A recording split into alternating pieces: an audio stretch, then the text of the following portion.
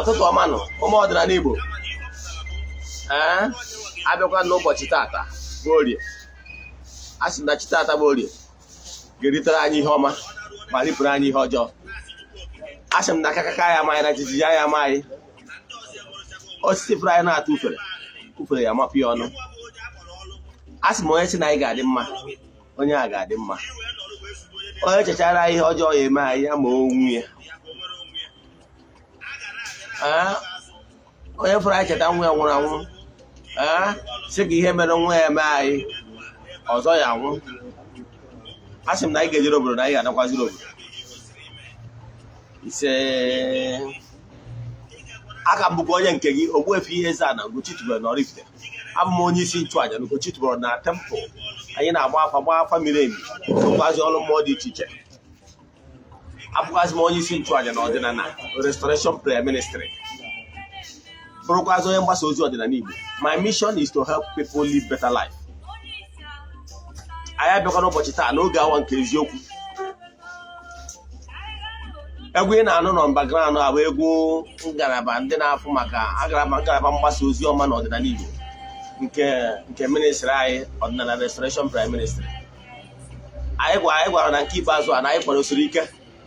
I can tell you n'oge na-adịghị anya, probably by next year 2023 program, anyị ga-abakwu na conventional radio, and it will interest you to know na anyị nwego TV channel akpọrọ EZE-ANA Ugochi tubelu Odinana TV. Very soon I gotta upload so many things gbasara ọdịnala ya bụ TV channel. Yes, I create the TV channel. That's why it's the online platform. But conventional one will be next year. We start with any radio of our choice.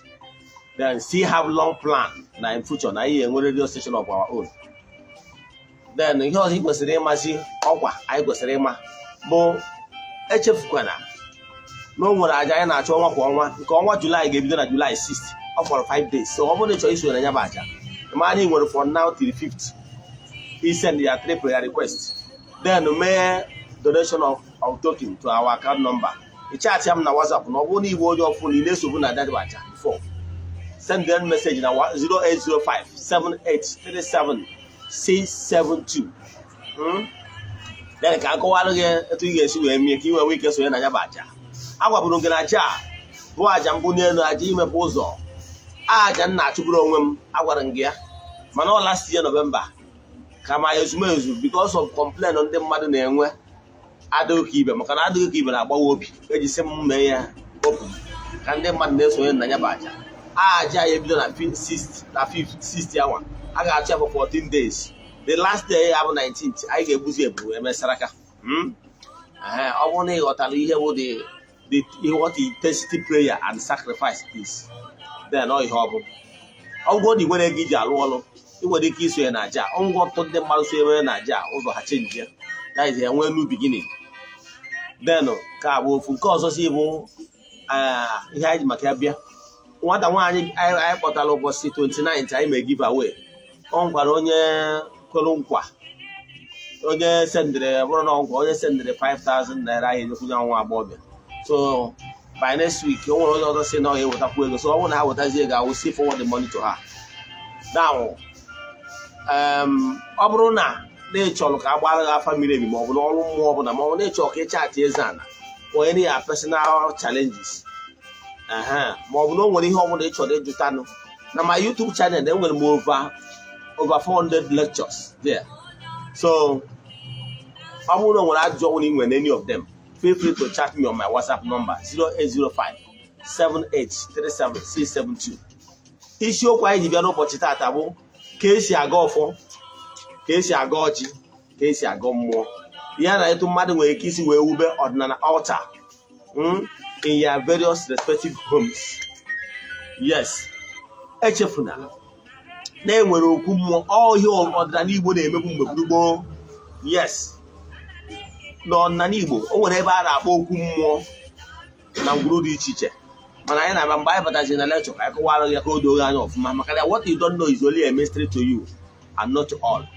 Mana before anyị gaa n'elu ka anyị mee okwu n'ala, anyị gbasisi egwu I get one or two tracks of Egwu. I want to get Egwu is also this music is entirely owned by the temple. So we own all the rights. I put Egwu na Facebook excuse. And I want to get organize after the video. I don't want a video on our YouTube channel. Go there and download it. It's free. Yeah, guys, yeah.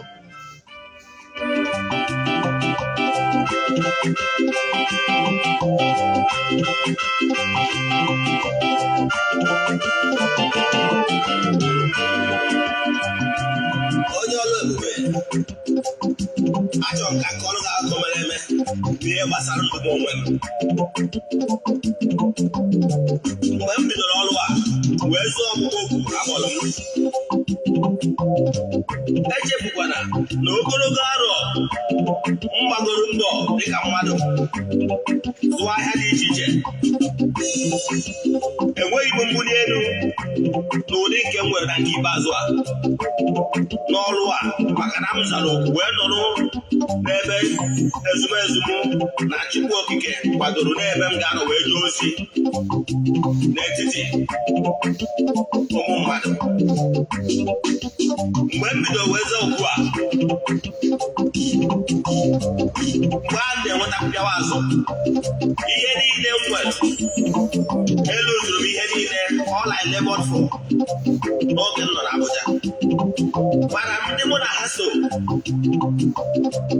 kwere m nkwa wee gwa m mụ jebe n'ihu ọlụ ka ndị kwubi okwu n'isi ndị nọ na mgbemma. Na mgbe m na-eme nke a, na ihe niile furu efu n'ime ndụ m mana a ga-egbochikata m ya.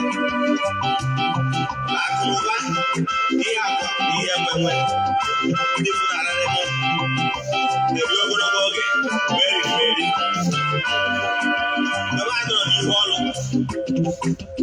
maka na ọ bụrụ na ị nọghị ebe Chukwu chọrọ ka ị nọrọ, ị na-eti igwe na-achaghị acha, ịgbasịa mbọ, everyday obi is a boy, everyday obi is a boy. Mana mgbe m chighatara n'ihu ọlụ m, ihe niile ahụ ma enwetaghị elu ogologo oge ya ka m nwetasịrị n'oge nke a. Nke a ka m na-agwa gị ihe m ji enye akụkọ mgbaama testimony a ka i wee were wee nwere ihe. Mgbe m bịara n'ihu ọlụ n'ụbọchị taa, ọchịchị obi m inwe ezigbo ụlọ, ezigbo ụlọ elu, ihe ji wee nye gị akụkọ mgbaama ka i wee siri ihe mere m wee mụrụ ihe. Dịka m na-agba gị okwu a, Chukwu Okike agọzigo gozie aka ọrụ m n'ụbọchị taa. Dịka m na-ekwu ihe a, alụrụ m ụlọ elu mara mma na be nna n'ụbọchị taa. Ha jikwa ụgbọala ụdị ọchịchị obi m wee chọọ m mma na nke ikpeazụ a. So ihe ji wee na-agwaghị ihe abụ ka ọ bụrụ ihe ịgba ama wee nye gị. Ọchịchị obi m niile dị iche iche na-abịa na mmezu n'oge a, nke bụ na m na-enwezi aṅụrị, nke bụzi na m na-anọzi bụrụ onye enyemaka na-enyere ọtụtụ ndị mmadụ aka, ma ndị ọnọdụ ha dị ala n'ụbọchị taa. Maka n'ihi na m nọ n'ihu ọrụ m, amaghị m ihe ị na-agabiga, mana ana m agwa gị jighaa n'ihu ọrụ gị. Ihe ọbụla bụ nsogbu gị ga-abịara nkwụsị. Okenye ọbụla furu efu a ga-akwachikọtara gị ya. A sị m na onye ọrụ ebube o mezuoro ihe niile ya mgbe ị na-anụ okwu a ma na-etinye ya n'ọrụ. Imere ka m sie ike, imere ka m dị ndụ, onye ọrụ ebube daruo.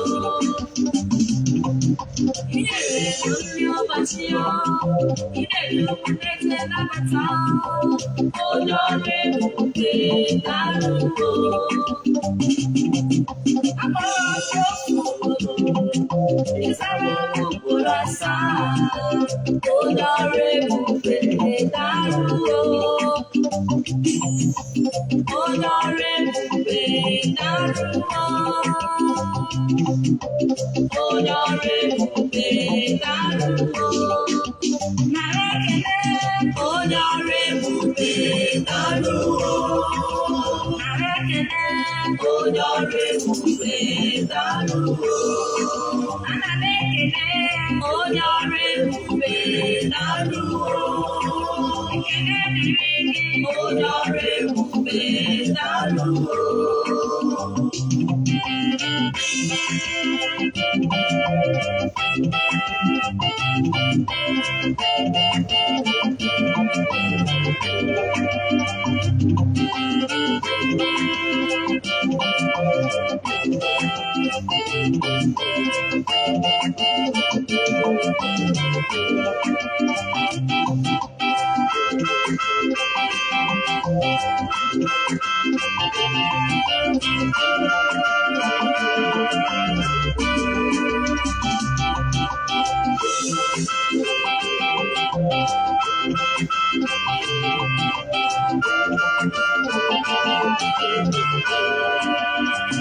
onye ọrụ ebube daalụ onye ọrụ ebube daalụ onye ọrụ ebube daalụ onye ọrụ ebube daalụ nara ekele onye ọrụ ebube daalụ nara ekele onye ọrụ ebube daalụ ana m ekele onye ọrụ ebube daalụ ekele dịrị gị onye ọrụ ebube daalụ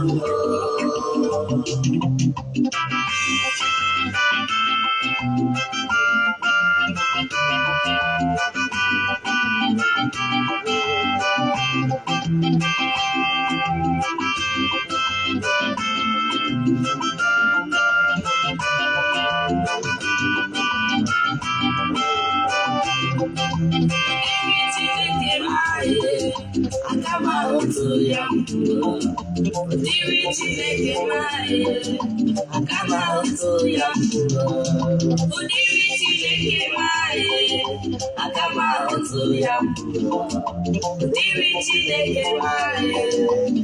m ahụtụ ya udiri Chineke nwanyị aka m ahụtụ ya udiri Chineke nwanyị aka m ahụtụ ya ihe dị mma ka ọ na-enye ịdị mma ka ọ na-enye nwa dị mma ka ọ na-enye aka m ahụtụ ya okpukpe m ụzọ mere m azụ onye mụta na-efe chi odoro ụmụ na-agaghị aka m ahụtụ ya ọ na-emere m karịa nne m ọ na-eme karịa nna m ihe dị mma ka ọ na-enye aka m ahụtụ ya udiri Chineke nwanyị aka m ahụtụ ya udiri Chineke nwanyị aka m ahụtụ ya ị nọ n'ọnọdụ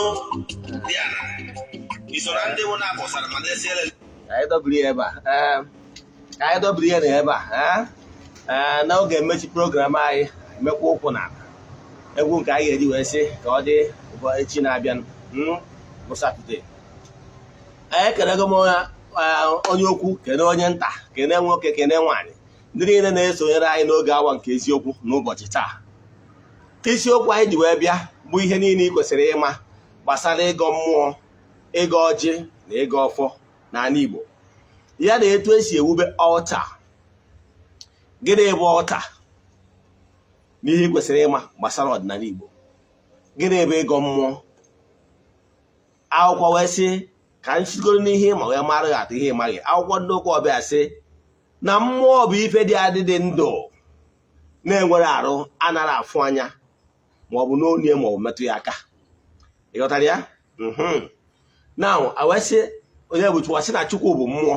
Ya ka m chọrọ iweta. Chukwu bụ mmụọ.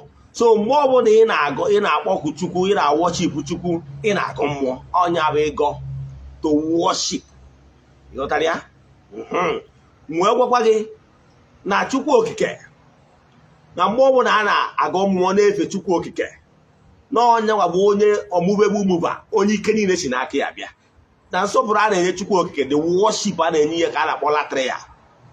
Mgbe gwa gị na worship that is nsọpụrụ a na-enye the entities of powers and elemental beings ka a na-akpọ hyperdulia. Ngwagwazie gị na nsọpụrụ mmadụ na-enye mmadụ ibie na ndị gbagotaranụ mụ nke a na-akpọ dulia.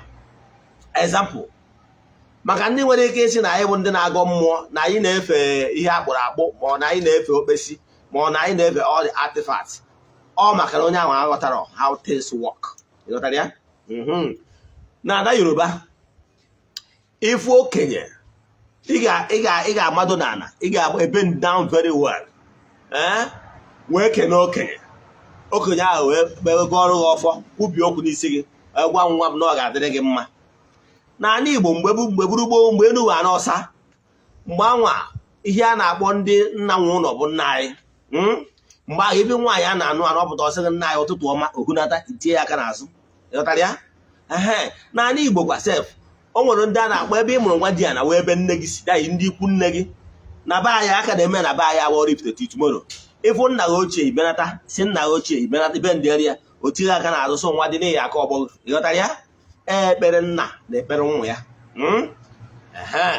Ọ etu a ka o si dị. That does not mean na ị na-worship onye anwa. N'ugwu Hausa, o nwere ihe a na-akpọ rankadede. Rankadede bụ ekene a na-ekene nnukwu mmadụ, nnukwu ala ha ji. Ife ikene rankadede ba awụọ. Ọ bụrụ na ị na-worship ya, mana n'ugwu ka ị na-akwanyere ya. Ịghọtara ya? Maka na ị na-akwanyere chi na mmụọ buliri elu. Example, ị nwere ike gị na gọvanọ steeti gị, ị nwere ike ịtọ gọvanọ gị. Ịghọtara ya? Mana nwere mgbe ị batara n'ọfịs His Excellency Yoruba. Ịghọtara ya? N'ugwu na nsọpụrụ. Maka na ọ bụrụ ọsọ eji ka ị na-ene anya maka na egbu gị n'ọkwa dị n'exalted position. That is not worship. Ihe na-determine worship wu ihe dị n'obi gị nwa ka mmakwa atụ. Ịbụ onye ụka Rom, mgbe ahụ ị na-eje n'ihu grotto, n'ihu nne ha dị asọ, the monuments and the rest of them, sekpuru ana. Na nkọwa akọwala anyị mgbe ahụ, we are not worshiping Mary, mana anyị si na anyị na ọnya. Actually, the growth akpụrụ akpụ is either fiber na ọ bụrụ original one or 2 bars of cement maximum. Ọ bụrụ mana ihe ị na-egenoflate bụ the personality or the being behind that grotto, behind that image. Ịghọtara ya? Anyị chọọ ka nkọwa digress a little kọwara ya ka ịghọta how things work. Now, mgbe mmadụ ọbụla nọ n'ihu ogilisi maọbụ n'ihu akpụ maọbụ n'ihu ogwugwu, maybe artifact or ihe ọbụla akpụrụ akpụ, does not mean no o nwere ihe data ihe akpụrụ akpụ represented. That na edewere ebe ahụ is ka ọ bụrụ something ị ga-ene anya ka ị wee concentrate ya to mmụọ nọ behind o represented. Ka mmakwa atụ, ije na akwụkwọ Numbers, ị ga-afụ ebe ndị Juu mgbe ha meghere Chukwu okike, agwọ wee bido tawa ha. Na agwọ ahụ Chukwu okike sị ha kpụọ agwọ na onye ọbụla agwọ tara n'anya n'enu agwọ ahụ ekobere n'enu na ọ ga-enweta healing. And etu a ka o si mee. That does not mean na Chukwu chọrọ ka ha febe agwọ, mana lifting that agwọ anwa to represent na ihe ọ pụtara bụ na ha kwenyelụ na commandment na ihe Chukwu kwuru. Right? Because ọ bụrụ na you don't believe God and the message or messenger of God, ọ sigoro na Chukwu si lift to us kpọọ agwọ ka eme ya anyị mee n'anya because he lack the defect. So out of faith and conviction, ha n'anya ndị niile n'anya na-agwọ anwa nwetara ụgwọ. Now, ọ bụrụ na akpọtụrụ mmụọ ebe akpọtụrụ mmụọ maọbụ ebe alụrụ mmụọ kpọtụrụ mmụọ a na-akpọ installation. Now, ihe ị na-ebelieve bụ that symbol anwa nọ dị a abụrụ onye nwa bụ mmụọ anwa pese, mana o represented is an image. Ihe ga-emegoro sef ịchọ ịbịago n'ihu mmụọ anwa ifocus, enwe focus direction ebe ya focus your mind. That is the center of attraction. That does not mean that obesi abụ nyanwa wuchu. Example, maka ịkpọtụ mmụọ ka anyị na-ekwu maka ego mmụọ. N'ọdịnala Igbo nwere ngwuru dị iche iche ebe akpọtụrụ mmụọ, ranging from personal okwu mmụọ a na-enwe na ngwuru ma ọ wee ebe adọtụrụ ana na ngwuru be nna, si ede a wee baa n'ebe akpọtụrụ mmụọ na okwu mmụọ dị iche iche, that is deities akpọtụrụ ya. Enwere ka emechi awụrụ etinye ogilisi ka ọ bụrụ symbol n'ebe a ka mmụọ akpọtụrụ mmụọ. Etu a ka ọ dịkwu na ọ bụrụ na ndị Katọlik, ndị ụka Rom, ha were the chalice the achịcha ekoreko ọ bụ n'isi stamel na convent o wonye ye do si na owu na okwusi okwu odido dị asọ okwu that word of consecration site na ogwe ha kwuje na fada awa be made that words na ọkpọtugo Jizọs ha na oriri nsọ anwa ịghọtara ya then otinye na chalice bụ ya na sacred place ebe unu alụrụ dedicated for nyanwa adọwa ebe akpọ ya asị na ọ bụ chapel. So ndị mmadụ believe na akpọtugo mmụọ that place. Ihe na-achịkwa na ọ bụrụ that achịcha anwa ndị reverend sister mel dị na mostras ka a na-aba awụrụ. I believe that achịcha anwa represented their God akpọrọ Jizọs. Ịghọtara ya? Ihe na-achọ ka mara instances ka i were ihe ma wee mara gị ihe maghị. Now n'ọdịnala Igbo a na-enwebu okwu mmụọ na ngwuru dị iche iche mgbe elu wa n'ọsa. A ga-enwerịrị a consecrated place, a consecrated altar. Ọ ga-enwerịrị altar na-ekwuru gị gata ya na-akọwa. A ga-enwerịrị there must be an altar that speak in favor of you. Na ọ bụrụ na ị chọrọ ịpụta ihe. All that altar na mmụọ ịkpọtụrụ anya bụ altar ga na-eburu ya agha zoro ezo. We are living in a challenging world. We are living in a wicked world. Now, ọ bụrụ na onwere mmụọ ịkpọtụrụ onwere altar na-speak against you. Onye abụ na mmadụ nwere ike ịnọ na one coven na ndị otu nzuzo ọra ma ọ ebe ọbụla pụtanize ya gị and from on any altar chọọ ka ọ manipulate ya gị because no nwere altar na speak for you. You are making yourself vulnerable to spiritual attack. Ịghọtara ya? Now, mgbe gburugburu ndị Igbo maara nke a in Igbo cosmology. Now, a na-enwe ihe a na-akpọ okwu ana ka mmakwatụ ije na Nnewi ebe alụ cathedral Nnewi a na-akpọ ya okwu ana taizi ebe a dọrọ ana Nnewi mana ndị nna nna anyị ha na obiọma ha mgbe ndị ụka ọbịa bịara ha sị na ha bịara ikwu maka Chukwu ewee sị ya ngwa na okwu ana ngwara okwu ana unu ka unu dịkwa very close to okwu ana atọfụ obiọma ndị nna nna ha nwere eziokwu na ndị ụka ọbịa mechaziri bụrụ m ọkụrụ karịrị onye Korean ha mechazie kịta akọta ọkwazi ọdịnala welcome ha ebe niile almost ebe niile alụrụ ụka na mgbe gboo bụ ebe enwere okwu ana ma ọ ebe enwere okwu mmụọ n'obodo dị iche iche ka e nyekwara ha ana si ha lụọ because we believe that we worship one God. Ihe dị iche bụ the vehicle, the channel ndị ji eso ndị sịrị na ha ga-eso Jizọs ndị ụka ọbịa wee jekwu nna nna na anyị bụ ndị ọdịnala kwu na anyị will talk to our chi direct. Ịghọtara ya? Now, a na-enwe ana ngwuru ebe a dọrọ ana ebe a ka ọ na-abụ mgbe gburugburu okenye ụtụtụ oje tụọ nzu onwe na mmadụ na-anara iwe oke ma iwere ọjị jebe n'ihu ana iru ebe a maka na ana bụ isi mmụọ ị talk to the land ọwụgo na ọjị were ọjị akwụcha ọjị ahụ ịma awa ya awa idebere ya wee lee ya complain let the land judge. Ịmụ na mgbe gboo na-ebeli Igbo na ana na-egbu mmadụ every today maka na ana na-egbu mmadụ ana na-agọzi mmadụ. If you are in good terms with the land, even whatever you labor in the land will grow and bear multiple fruits. Imaro. Agwọ ngis jere akwụkwọ Leviticus 17-20 ya afọ ebe Chukwu oke na-ekwu na ọ bụrụ na idebe iwu ya mee ihe ekpere n'ikpe na ezi omume na ya ga-agọzi gị mana ọ bụrụ na ime na ya akọsi ya land anaghị ama eme a ga-enwe fama a ga-enwe ụnwụ a ga-enwe ọrịa a ga-enwe ihe isi ike a ga-enwe ụbịam a ga-enwe many things because that the land is here at the cost. O wee kwu na sin is a reproach, righteousness exalt the nation. Ọ bụrụ na unu mee ihe dị mma Chineke ehi inu anụ na-amụtawa mkpụrụ mgbe ị kọrọ ihe na ana ma ọ bụ enunu ọkụkọ ewughị they will keep multiplying because they feast from the whatever ana produce. You know that? So you need to be in good terms with the ana okwu mmụọ.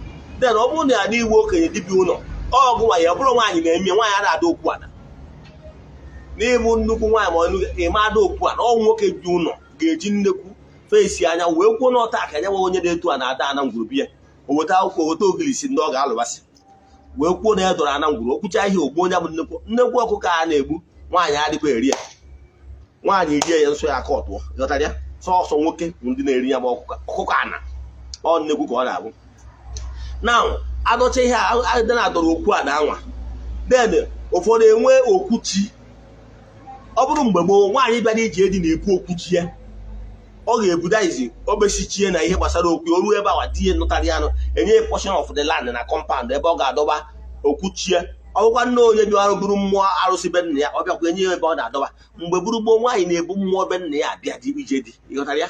nwa nwaanyị ya bụ nnukwu nwaanyị bụrụ mmụọ be nna ya bịa na be nna ụlọ asị dị na ngene dị na be anyị bụ nwaanyị bịara iji edu ubia wee bịa mana emechaziri ọ bụrụ arụsị obodo mezie ya ọbụrụzie na arụsị jikọziri the clan dọtara ya mana ọ nwaanyị original bịa ebe iji eji so ihe na-achịkọwa bụ na-aga enweriri ebe ị na-anọ wee na-agọ mmụọ. Yes, anyị nwere ike isi m na olden days awa na-adị apụ ọrụ oyibo. I agree with you. Now mgbe anwa ihe niile mmadụ nọ na ngwurube nna ya na-eji ugbo na-abata na-eme nke a na-eme nke ọzọ, ọ nọ na ngwurube nna ya. Yes, ọnya ka ihe na-anyị were possible. Mana taata m na-akụwado gị etugo nwa na onye nọ mba ụlọ ọrụ oyibo ga-esikwa wee dọọ ya own altar anụ ọdịnala Igbo even while you are in abroad or anywhere. Etu ị ga-esi wee make sure na the necessary things kwesịrị ịdị anya altar dị ka ya ga-enwe ọka na-ekwuru gị. Ọ ga-enwere ebe na anchor, ọ ga-enwere ebe na anchor derogation, ọ ga-enwere ebe na-adọtụ ike. Ka ngwa ihe mara n'ọdịnala Igbo nwere ihe anyị na-akpọ anyanwụ na eze enu. Ije na be dibịa ihe afịa, ije na be dibịa ihe afụ ihe dịka ebe nwere ihe dịka flag, enwere ike mmiri adị ya, enwere ike were osisi ma whatever pole whatever wee kwụba the flag. Then ịbazie na ala enwere ike ịfụ ihe dịka ọkụ ebe a dọrọ mmiri. Ihe aka na-akpọ ya bụ anyanwụ na eze enu. Ebe a dọtụrụ anyanwụ na eze enu, that is that courage of the light ka dọtụ. Ịghọtara ya? So because no that light ya bụ ihe ga-adị energize ọrụ niile a na-alụ na okwu ya niile. Ịghọtara ya? So a ga-enwerịrị anyanwụ na eze na-adọtụ. Ọ bụrụ na onye na-arụ ya asị nọ na-arụ pịọ dibịa, mana onye nkịtị nwere ike ghara inwezi anyanwụ na eze enu. Now etu a ka esi enwe okwu dị iche iche. So elofuna na enwere okwu dị iche, enwere okwu ndakwana, enwere okwu chi, enwere okwu ndị ichie. Ụfọdụ akpọ ya obu, ụfọdụ akpọ ya obi. Ihe ọbụla ịkpọrọ ya mana ihe dị mma na enwere a special place set aside for them. Etu a ka esi nwekwa ma nke ndị mmiri ma ihe ọbụla. Mana ihe na-achịkọwalụ gị bụ na ị ga-amatagodo na na-eyi enweriri ana ọcha ebe ị na-anọ. Mmụọ amalụgo na ebe a ka ị na-abịa ekwupi okwu ịgụ mmụọ ụtụtụ. Like m nwere m ike isi na be m wee pụọ na-agọghị ọjị ụtụtụ. Nwa ihe na-achọta na be m n'ụtụtụ ma meji ụzọ nye na tempụl je gọọ ọjị. Ịghọtara ya? Maka na adị ahapụ isi aka wee na-agba ụrịọ. Ịghọtara ya? So ị ga-enwerịrị ebe ị na-anọ ya na-agụ ụfọ. Mgbe m bidogoro ọdịnala, even before m bụrụ dibịa, enwere m altar. Yes, I have my altar nwelu na be m na my living room. Enwere m altar. Na that altar kedu ihe dị n'ime ka nkọwarụ ka esi ewube altar. Nwere ike isi wube altar gị mmeji nke mmarụ atụ ka i wee nweta na faint idea of what altar is. Na before I ga jụrụ mma akụwagodo ihe gbasara ịgụ ọfọ. Ịgụ ọfọ bụ gịnị bụ ịgụ ọfọ? Ịgụ ọfọ bụ iju ogu. Ịgụ ọfọ bụ ikwubi okwu. Agwara ngị na ịgụ ọfọ comprise the four cardinal points. Na ihe a na-akpọ ekpere prayer abụrụ ndị ụka ọbịa kụziri anyị ekpere. Mgbe gburugburu thousands of years, agwa ngị na ndị Igbo have been in existence in 300 BC. Now, ihe wee ịgụ ọfọ abụ ikwubi okwu. Na ịgụ ọfọ gee ntị ka ngosi gị the formula or format eji aga ọfọ n'ala Igbo. Mana ọ bụrụ iwe onye riri ma ọ rịa na-anabe nna gị na-anabe nna gị ga na-anụ ya n'ọnụ ndị okenye. O weta ọjị, ọ sị na o wetara ọjị wetara ndụ. Na-ewetara ọjị ndụ akwụrụ. Okwuche okene Chukwu okike, kene ndị anụ na ndị ana, ndị egere na ndị naanị ka nta ana. Ọkpọkọ ụmụ onye nna nwụsị na ha ekene ọnụ n'ụbọchị taa na ya dị ndụ. Ekenecha ha maka na ọha wee otuto ha ndị na-anjelu nke Chukwu na-ejere Chukwu na mmadụ ozi. Okenecha ya ihe aka na-akpọ praises. Ọ bụgodị na watch the prayer pattern of ndị ụka ọbịa. Ihe afọ ize ebido praises ka anọ. Then emecha ọba ya na-agba nke Igbo. Agba nke Igbo ya abawo na ojide ọjị ewu. Chukwu okike apụta ka okenecha ọsị Chukwu okike na ahịa nkwa nwata na-asa ahụ n'afọ n'afọ. Ebe ọ bụ na anyị si mejọ ọsị megide si gbaalụ. Ihe a ka a na-akpọ ịyọ mgbaghara mmehie. Ndị ụka na-ekwukwe olu alụ ga-ebido mere ebere mee nka ọ mgbaghara mmehie. Ịghọtara ya? So agba nke eto ya bụ petitioning. Ebe ọ ga-ebido wee yọba ayịyọ na ọ bụrụ ndị ụka, ọ bụrụ ndị ọdịnala, ọyọcha mgbaghara mmehie ọ yọbazie Chukwu okike. Na biko n'ọgwa na ya na-ayọ ogologo ndụ n'isi ya na isi ezinụlọ ya na isi ndị enyi ya niile na isi ụmụ ha niile. Na anyị sịrị ife ọma na-eme na be ndị ọdụ mere na be. Na anyị sịrị ka ihe ọma na-eme na aka na-eje na-abata. Ọ bidogoba ọfọ dị iche iche. Okwu ọma ka ọ na-ekwu, ọ na-esi na ụmụ nwa Diana na ha ga-amụ ozuzu oke, ozuzu eke, ozuzu orie, ozuzu afọ, ozuzu nkwọ. ọgọwa ọfụ ihe ọma dị iche iche ọsọ ihe ọma na-eme dị iche ya mere ihe ọma dị n'elu ya daa na ọdịnala ya pụọ omepụọ were anya hafụ ọfụ ọma niile aka ọ ya agọba etu o si dị ya n'obi na echiche obi ya n'ebe ndị ya na ya na-aga onye ma ọfọ nọ ọgọsi ọfọ nke o mezie nke ikpe a na-akpọ iji ogu ọsị onye ọbụla chechara ihe ọjọọ ya eme anya ma onwe onye siri ihe anyị ji wee dị anyị digbo onye ana ndụ onye siri ha ji wee nọ ya n'ogbo onye ana ndụ onye si ka anyị nwụọ na onye a ga-eji ana sere mmiri ihe ka a na-akpọ iji ogu ndị ụka na-akpọ ya back to sender ịghọtara ya ịfụna na that four cardinal point ya abụkwa ihe ndị ụka ọbịa mụrụ na nke anyị wee na-abịa ha reformatizie si dewezi anụ ha nwee ekpere anyị na-ekpebe uri ekpere bifo Chukwu Okike bịa bifo ndị ụka ọbịa bịa ịghọtara ya so ndị ọdịnala Igbo marụgbu chi ukwu a only that we worship him. We are not using Jesus and Dokobi as intermediary. However, Odinana recognize the fact na enwere ndị anjelu nke Chukwu akpọ the gods. Even akwụkwọ ndị Dokobi akwụ na gị nwụnụ nwa bụ mmadụ bụ obere chi. Yeah, the gods. Kpatakara ji si na ọgọ bụ chi onye. Ịghọtara ya? So anyị ma na ndị na our ancestors when they passed on, ha so n'otu ndị iche ha abụrụgo part of the gods. Ha abụrụgo ọnụ na-ekwuru anyị gịnị bụ the gods bụ ọnụ na-ekwuru ndị anjelu nke Chukwu people that know the road. We are calling them to help us. Ịghọtara ya?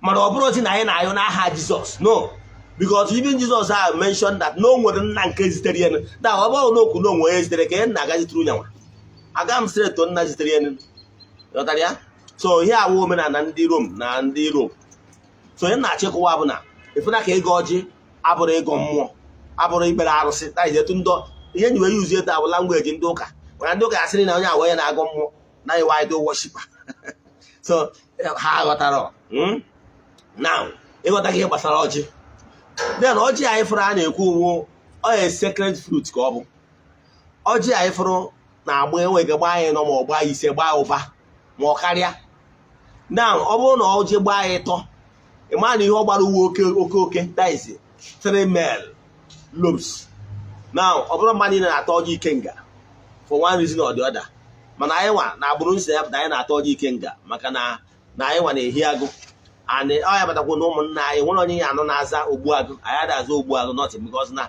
mmụọ si be anyị na-eji agụ apụ my fathers used to tell me that time na mgbe ha dụrụ ụmụazị you will be seeing sometimes people will see agụ and it will not harm anybody even though nwere ebe ijere na mba n'ime abalị na-ana ụjọ bịara na ahụ iyi eti iwe agụ bịa duna m ị na-aga ị ga-notice na onwere something is marching behind you and ọ ga-edugido ya nara obe gị ịghọtara ya mgbe enuba anọ ọsọ ihe na-emere ibe na agụ ụfọdụ ka na-afụ agụ taa kpata na ibe na my clan any day iti ọnwụ na-efuru enwere ihe afụkwa ya akwụkwọ agụ tia ọtọ ọsị mbụl o ji apụ so ọnya kpatara mana anyị nwere ata ọjị ikenga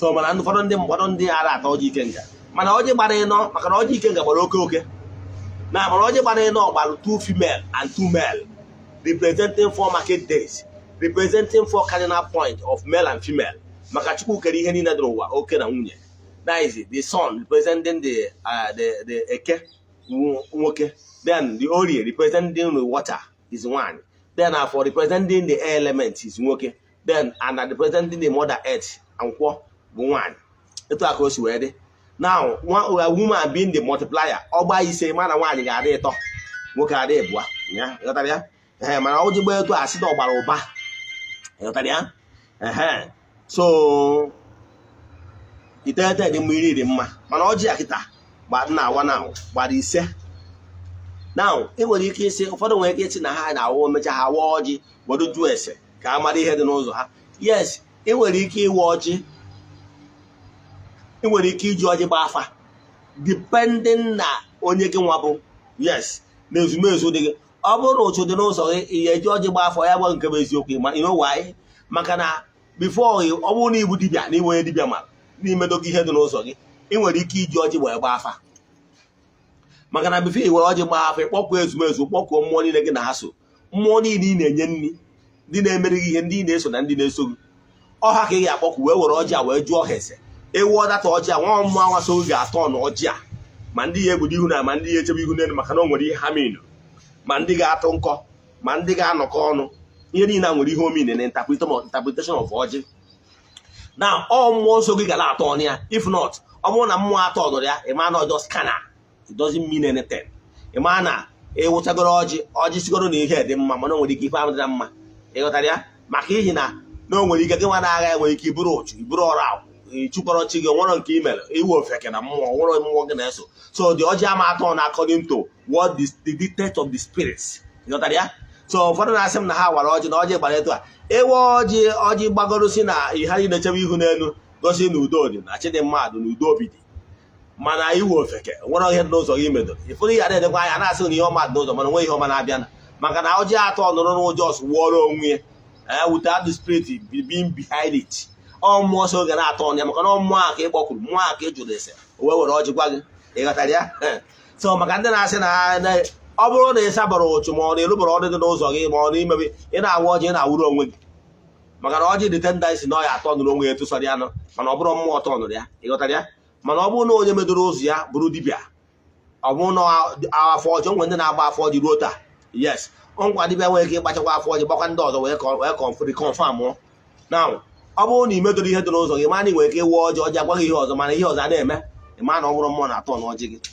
Mana onye a kpọrọ ọkpụkpọ oku na iji ọjị gba afa ọbịa kpọkuo mmụọ ya na-eso maka ya na mmụọ ndị a dị mma, mmụọ ndị a agbatara ya ọsa na ụgbọ afa ya ọwụ anị ọjị agwa ya nke na-eme, ịghọtara ya. Ịghọtago nke ama na nke edogo anya. However na ewere ọjị wụọ ọjị gwa gị nye gị ihe ọbụla o nyere gị ịgbadogo na ihe izi eme na nke ọbụla kpụdoro ihu n'ala, ọ bụrụ na onwe nke kpụdoro ihu n'ala n'ime iwere tụpụrụ ndị ana inyere nwa ana bụ isi mmụọ, ịghọtara ya.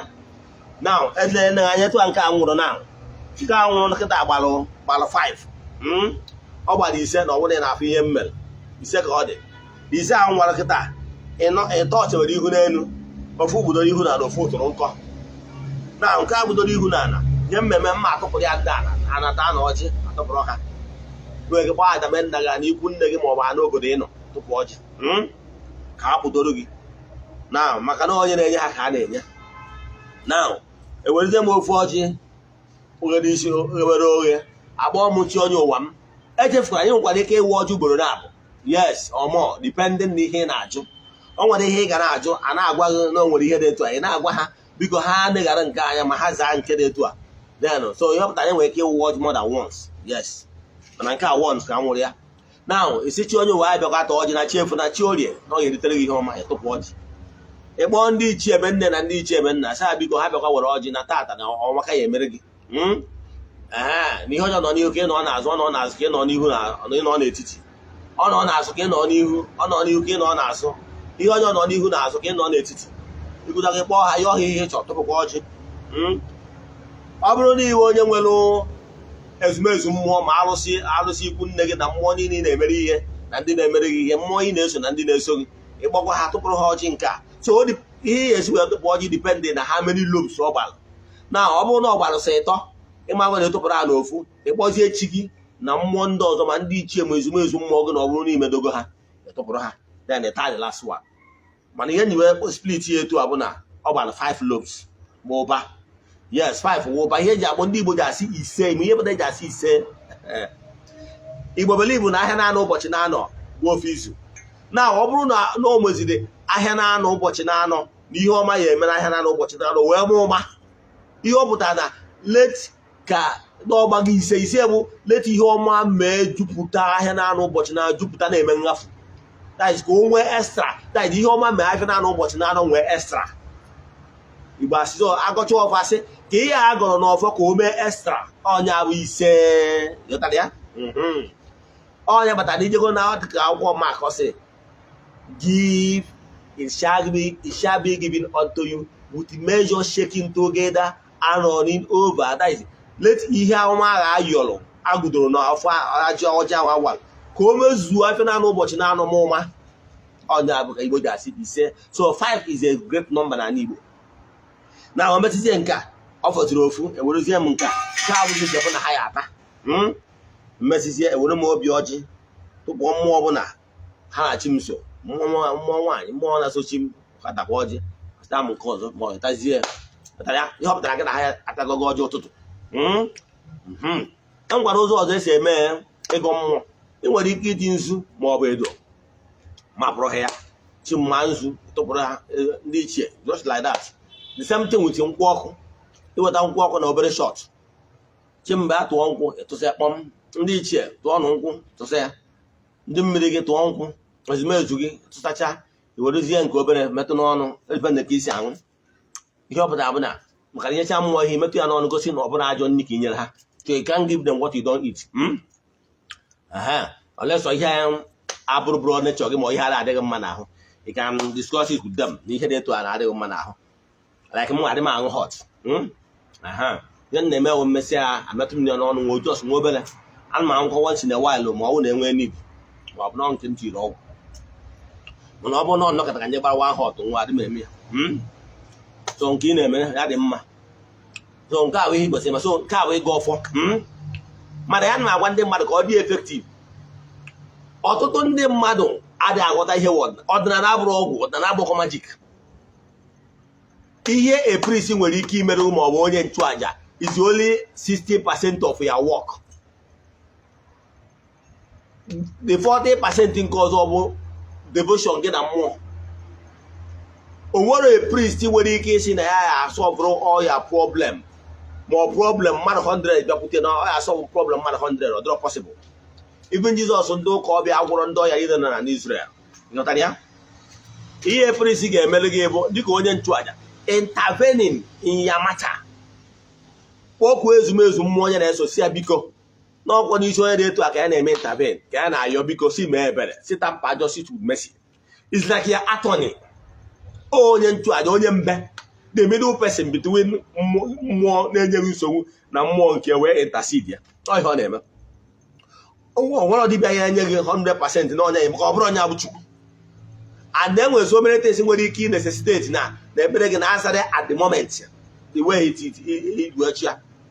All depends on the entanglement and how long ọ ga-ewe ka your problem will solve dependere. Ịghọtara ya? Ọ bụrụ na onye bụ n'ọsọ iligo aka ya in so many ways ka mee ọtụtụ ọtụnọ ị ma na ehope na emegha na ozugbo ọga maka na enwelu so many quarters a ga-ana appeal a ga-esettle dị iche iche mmụọ dị iche a ga-esetụrụ ka udo obi wee dị. Nwekwanụ nke bụ na problem onye a nwere ụmụ minor problem once intercede on his case asị okay so be it.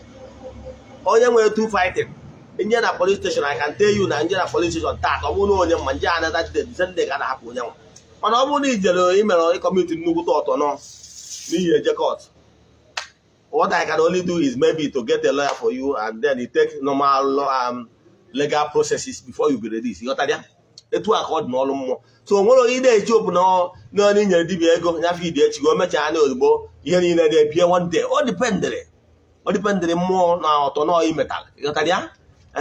But I can assure you the only thing dị ya bụ na dibịa ịchụrụ gị aja nwere advantage because na nyanwe na onwe ya nọ na ọdọ na the same mpịawazi nọ maka na gị nwe na onwe gị nwere ike ọ bụrụ na ụchụ dị n'ụzọ gị fat ịbụ onye mere ọtụnọ dị egwu. So sometimes he present onwe before the throne of justice to natural forces. A ga na-apụta gị asị n'iwu onye rụ because na ọtụnọ dị na ahụ dị too much. So somebody can stand on behalf for you then and plead. You know ya? To plead on your behalf. Okay. Example, when we can mmadụ esi mejọ ọmụ asị m I don't want to have anything with this person.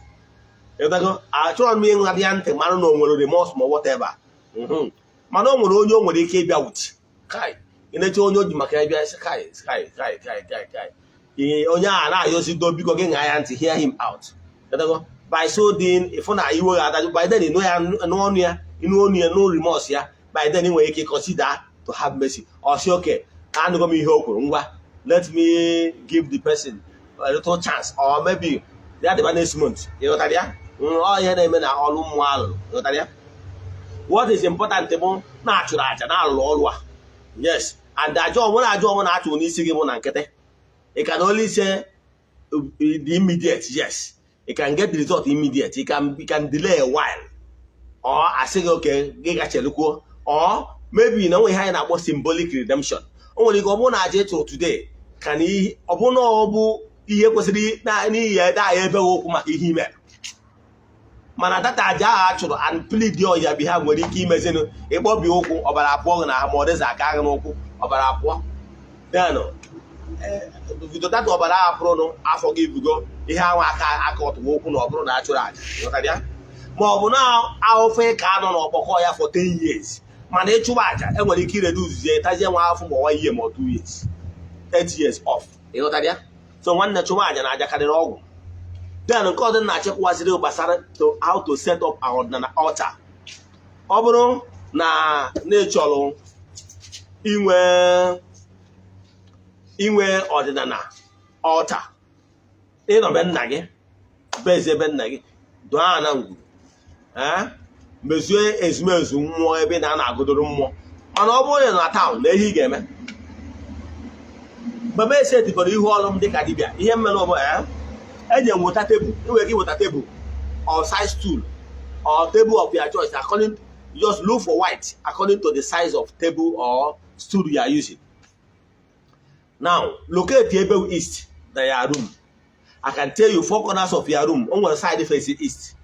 Now ihe ị ga-eme bụ ọ bụrụ na ị mara ebe east pụta n'ilo n'ụtụtụ ebe 8 9 10 ị mara ebe anwụ si achanite.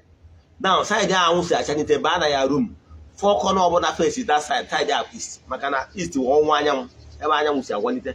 Now all side aka ya tebụl ga-adị ihe ị ga-eme bụ elute ụbọchị ahụ akpọpụ chi gị kpọọ ezumezu gị tụọ nzu tụọ edo tụọ nkwụ ọkụ gwa ha taa kpọpụ chi gị na mmụọ niile gị na-azụ sị na ọta ka ị na-agụ nwa bụ onye na-etu a etu a nnọ Ogbuefi EZE-ANA Ugochi tụrụ n'ọta ka m na-ewube my altar.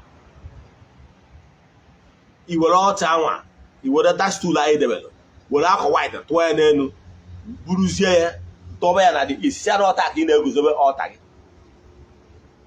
n'aha Chukwu okike nke pụrụ ime ihe niile why ifesizie the altar isi ya na taata ị na-ewube ọta ha biko may the universe grant all the requests all your prayer ebere ọbụla ị bịa kpere ihe ọta ha grant ya the request ma ọ bụ na ebe ọbụla ị nọ all over the world wee cheta this altar wee ya ayịyọ ọ bụrụ na ime travel let your prayer be granted let their request be granted. See okwu ọnụ ka Chukwu oke jikọ ụwa there is power in spoken words.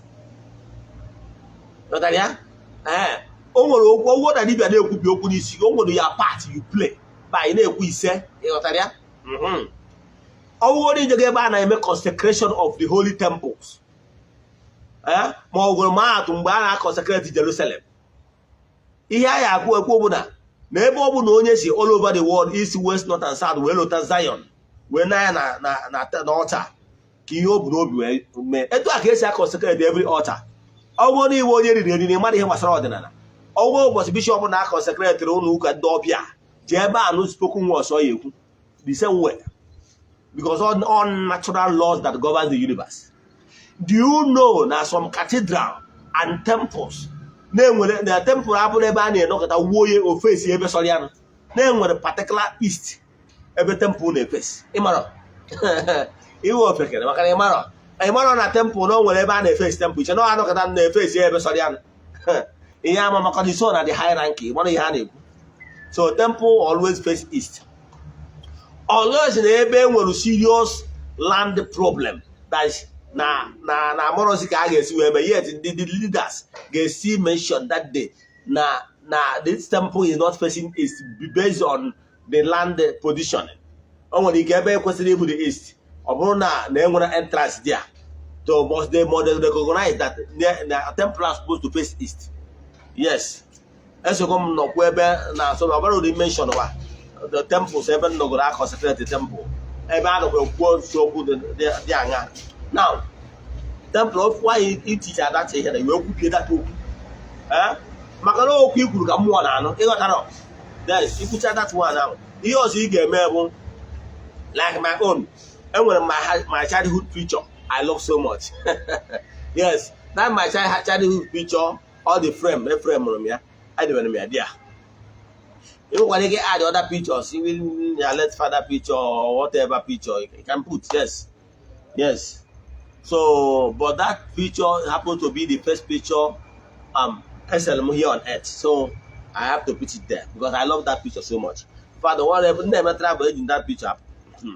So you are the material you would efere to a flat plate. Normally I usually use white. You want this white plastic plate. Now iweta nzu ịnọ. If possible, only you want to nzu nwoke na-abụ nzu nwaanyị na-abụ represent the 4 market days, 4 cardinal points of male and female, male and female. Then you will hear na tata na encourage the light, the power of the Almighty. Ta bụ orie idewe etu a. Iwetakwa ọzọ n'afọ itinyekwa na nkwọ itinyekwa na ekitewe. Ifu na eticha nzu na ọ ga-adị 4 ga-adị represent the 4 cardinal points. You are drawing the strength, the power to that altar. You may say, "Dog, you never." If I had that table hour, more that's your altar before you do. That is in there. Could be open and so on. Now you can about the cardinal point in the east. You could see whatever. All that center of that's your altar. Now, kebe. You will do soji. Osoji adị eji ifele. Osoji ga-adị n'aka ekpe na-awụ n'akụkụ efele anwa. Then jee weta candlestick. Yes, candlestick. Probably I prefer white candle. Na tata ka ị na-anwụnye ihe na this altar. Now let every darkness vanish in your life. As this candle is shining, let you be a shining light among your peers. As this candle is melting, let every negativity in your life, let them melt away. As this candle is burning, let it be a burnt offering. Iwere ekwubicha okwu isi na adị amụnye ọkụ debe na ọchịchịrị. Na ọkụ bụ ihe nwoke ma nwaanyị ji afụ ụzọ. Maka ihe na nwoke na nwaanyị must speak good of you. Ị ga-abụ ihe wee nye nwoke na nwaanyị na n'ụwa gba gburugburu. Ịmụnye ya kandụl. Etinyeta n'aka ekpe. Inwe efere ma ọ bụrụ na inwe efere, iwelu ego notes tinye ebe anwa. Any denomination notes you can put there. Like in my room, etinyere that efere contain all denominations. But in the altar, in the temple, at the end of 1,000 naira note 4. And what do you make a work for that money? I don't know where go. What how you whatever go, non ego where go cano. Notaria? Idebia. Then a bezin I can again. Johnsu, Obono Runzu, a paradise in Numedo. The winner over a cup, the way bawa. He was over the hot, the one I can near one. Imegie. Now, Obuni will aja. No one aja ben nage, echtawu. Aja ben nage na aji pun negi. Don't mix them together. It's over the cup. Tia aja ben nage, tia aji pun negi maron kebunke. Now, what must gears will differentiate? They can call a man and can't keep nage, can't keep pun negi. Fun we cannot allow to find one left. Now, okay, very close. I won't need to the picture. Man, are very close to the picture.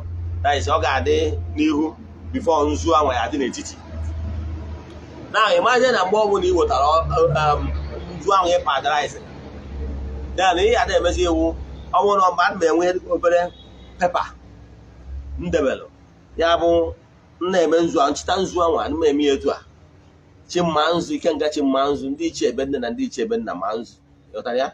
Taka na-eme etu ọ na-ayọ na data efere anwa. Mmesi data akwụkwọ anwa mmesizie. Gosi ọmụọ niile m na-asụsụ ebe ama nzu ana m emekwa etu a ọzụcha ncha niile ngosizi ọfụ ụtụtụ akpọ nilo fụpịa n'ikuku yọtara ya. Now then nche esi aja be nna anya ma nzu maka na ịmanye na ọbe nna gị na abroad ma ọ na n'obodo ọbụla dị anya iweruzie nzu anwa ma aja be nna ya ma nzu aja ikwu nne gị ma ha nzu isemte mgbe ị achọ ịtụ nkwụ ịtụkwa ha nkwụ pọm yọtara ya.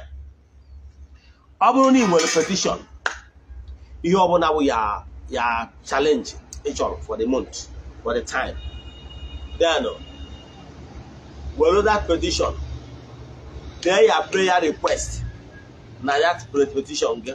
Ọ bụrụ na mmadụ na-agwa ndị mmadụ ọka mma ọ bụrụ na ha enwe ike imewe for 21 days better. Ide date na-ebido dee date na-akwụsị were that ego petition gị tinye were ego ọ bụ 100 bụ 200 bụ 500 depending on ka akpa ha ịnọkọ ya dị. Itinye n'ime that petition ga-apịachie ya dekwe ya altar. It go good for every day. When particular time, more manage. But sort of go see that it's not serious. Like if you are coming to my house for help, then remember sort of for the one, but for the two, but for the three, they are not serious. It is serious. Young particular time I are giving. When you are I said, no go below. This is my friend here, and no below here you come. You know that? So August is seriousness. It's the same pattern because no one man for you way that particular time need program no one. So more question keep program more man no go go. By then, also the seriousness. Now, here, so when particular time better could be in the morning, afternoon, or night. More than the message you go to far for that 21 days. When they get now, what the email power each. So read beggars. Near mother, no, 4 different mother, no. She got as well that our power in the petition. She had the first stainless later. Why using the stainless is all are born. He used the plastic. Now, the smoke will be going. Abu no Messia, you will hear the focus here that year. The chaff flower.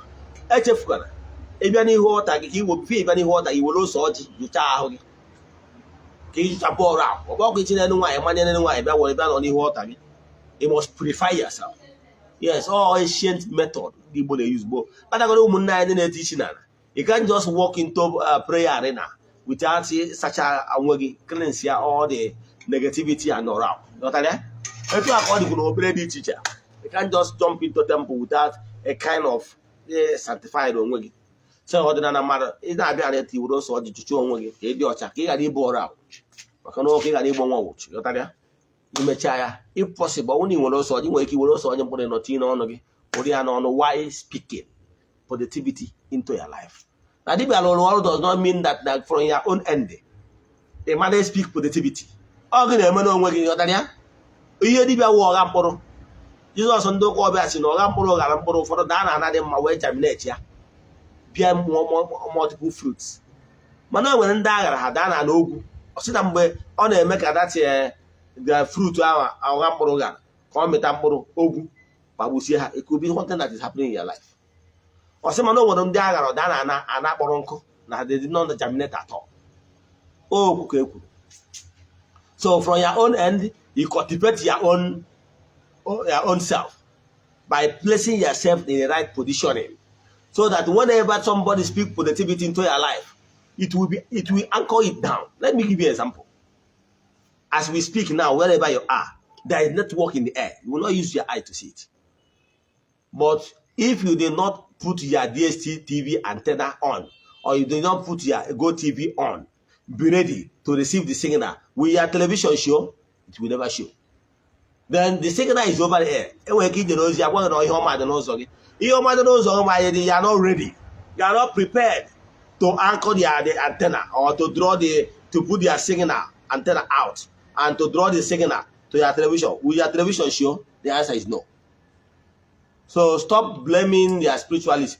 All one spiritualists are wrong. Yes. Now, you must do something for your own end in order to draw that positivity down to you.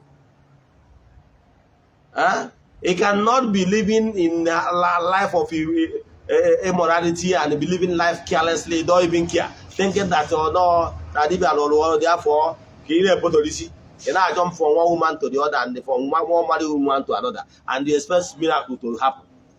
You must purify yourself if you are really serious. To build your altar.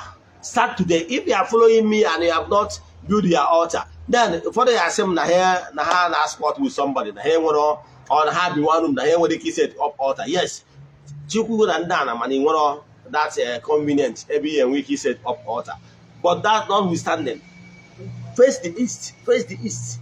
Even you are focused, I can stand up 5, 10, 15, 20 minutes and say spoken words. Why are you smelling?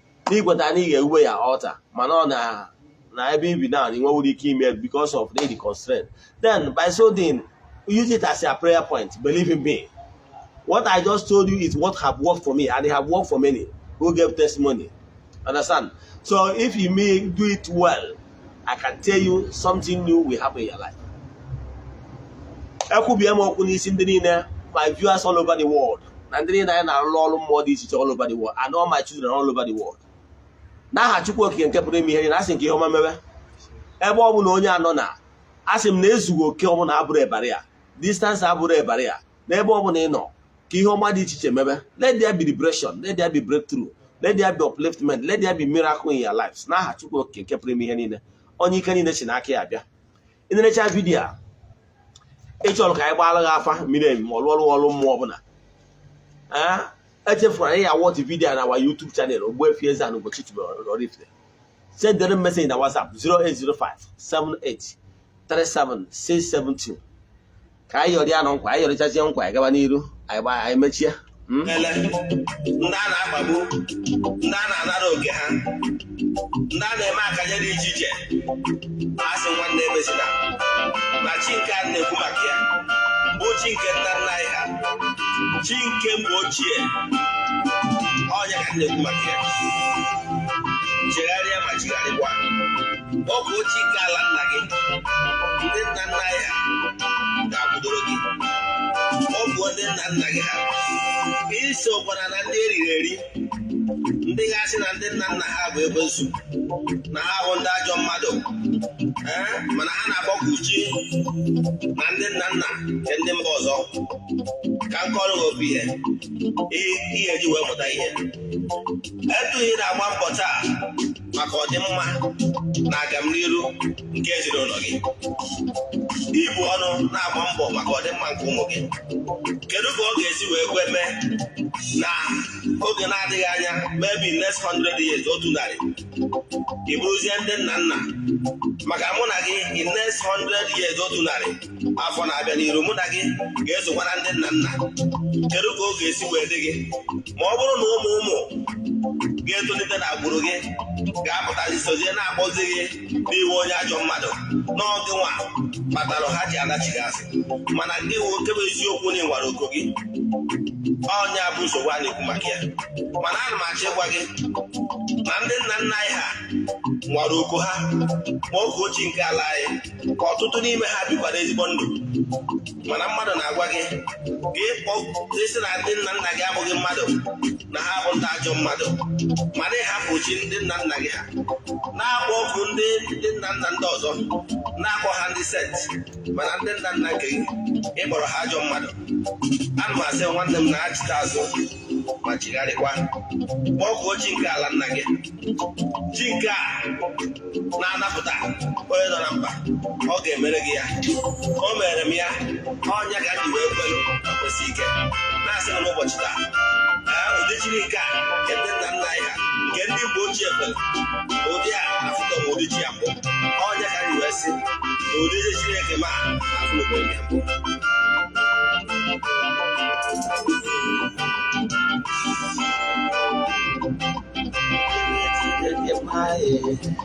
Agama ụzọ ya dịrị Chineke, agama ụzọ ya dịrị Chineke maghị, akpịrị Chineke maghị, dịrị Chineke maghị, agama ụzọ ya dịrị Chineke maghị, dịrị Chineke maghị, dịrị Chineke maghị, agama ụzọ ya Udiri Chineke maghị, agama ụzọ ya Udiri Chineke maghị, agama ụzọ ya ihe mma ka ọ na-enye ịdị mma ka ọ na-enye nwa dị mma ka ọ na-enye agama ụzọ ya omume ụzọ bere m azụ, onye pụta na-ete chi ụdọrọ ụmụ na-agaghị agama ụzọ ya ọ na-emere m karịa nne m, ọ na-eme karịa nna m. Ihe dị mma ka ọ na-enye agama ụzọ ya Udiri Chineke maghị, agama ụzọ ya Udiri Chineke maghị, agama ụzọ ya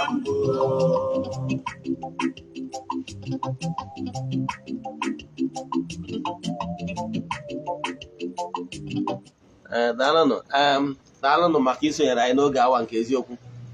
Ọ ya adịkwanụ n'oge awa echi niile bụ Satọde by 9 AM.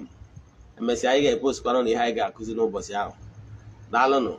Nerecha vidio atụsara ya ndị ya dị ụnụ.